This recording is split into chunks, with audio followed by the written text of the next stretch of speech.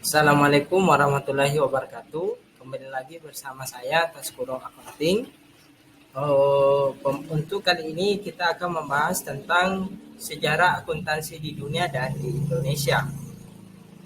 Baiklah, sebelum kita lanjut ke pembahasan, terlebih dahulu saya ingin menyampaikan kompetensi dasar untuk materi kali ini. Yang pertama, mendeskripsikan akuntansi sebagai sistem informasi, dan KD yang kedua yaitu menyajikan akuntansi sebagai sistem informasi. Sub materi pokok akuntansi sebagai sistem informasi, materi sejarah akuntansi. Yang pertama, sejarah akuntansi di dunia. Jadi akuntansi sistem pencatatan di dunia telah ada dalam berbagai peradaban sejak kurang lebih 3000 tahun sebelum Masehi.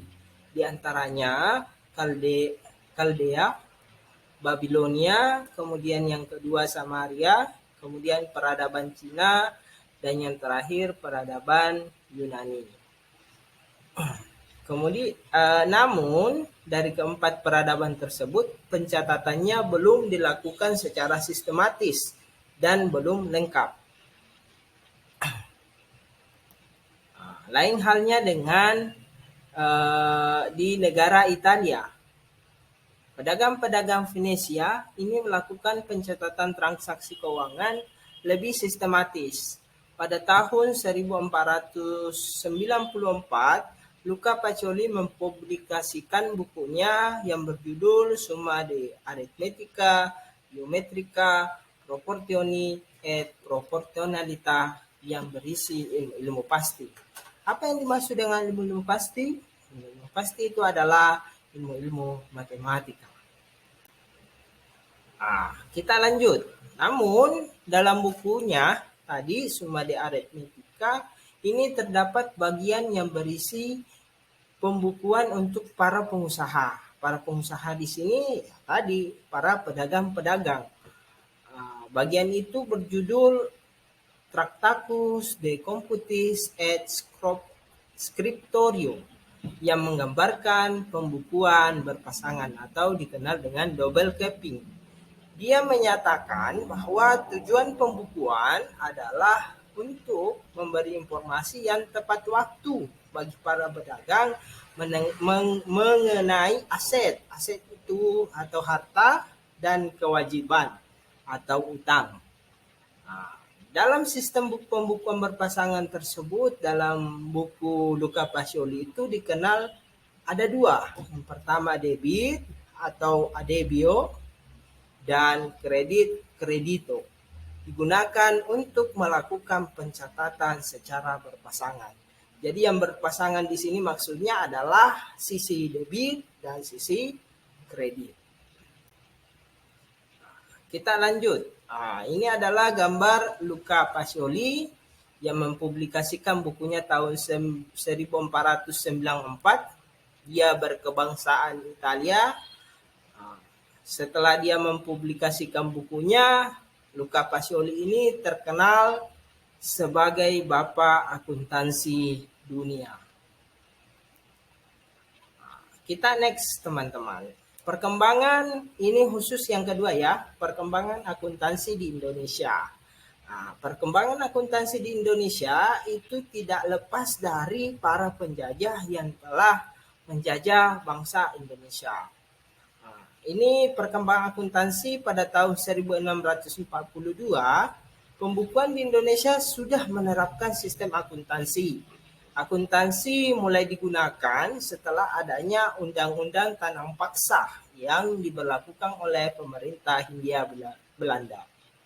Namun, pengusaha-pengusaha swasta Belanda mulai banyak menanamkan modalnya di Indonesia, sehingga perkembangan usaha makin meningkat. Oleh karena itu, akuntansi semakin dibutuhkan di Indonesia. Pengusaha-pengusaha Belanda tersebut dalam sistem pembukuannya yang menggunakan sistem kontinental. Timbul pertanyaan di antara kita, apa sih sistem kontinental? Sistem kontinental sama halnya sebelum slide yang saya jelaskan tadi, yaitu sistem kontinental, yaitu sistem pembukuan berpasangan. Ada sisi debit, kemudian ada sisi kredit. Nah, ini pada masa pendudukan Jepang. Jadi Belanda, pada masa pendudukan Jepang, Indonesia masih menggunakan sistem kontinental atau sistem berpasangan, pembukuan berpasangan, karena banyak pengusaha yang masih memakai tenaga yang berasal dari Belanda. Walaupun beransur-ansur peranannya mulai berubah dan berkurang. Nah, ini pada abad 19 dan abad 20. Pada akhir abad ke-19, sistem pembukuan mulai berkembang di Amerika yang sering disebut dengan accounting atau akuntansi. Sejalan dengan perkembangan teknologi, maka pada pertengahan abad ke-20 dipakailah komputer sebagai pengolah data akuntansi, sehingga data akuntansi dapat diselesaikan dengan baik dan efisien.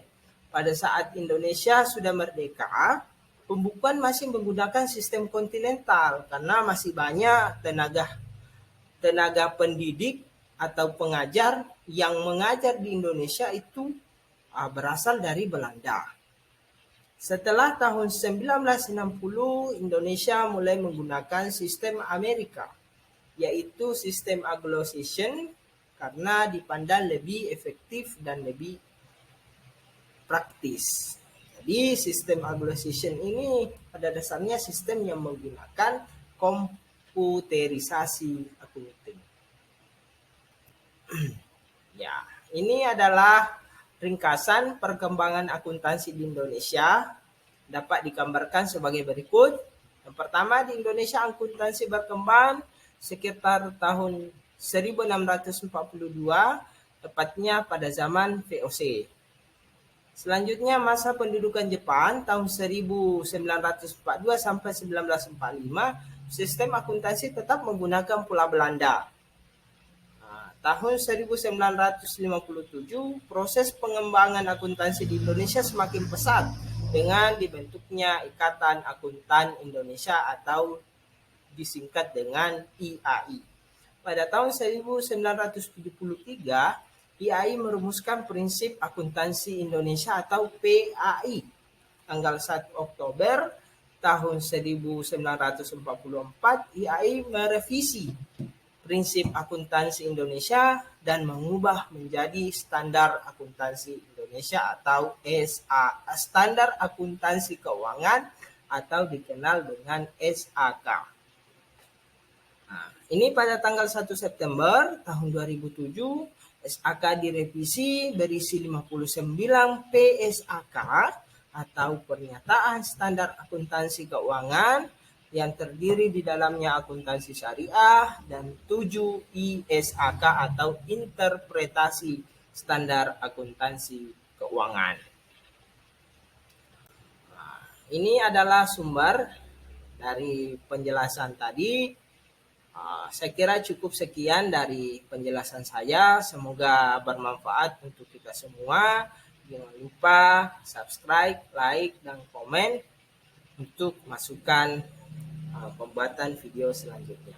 Saya akhiri. Assalamualaikum warahmatullahi wabarakatuh.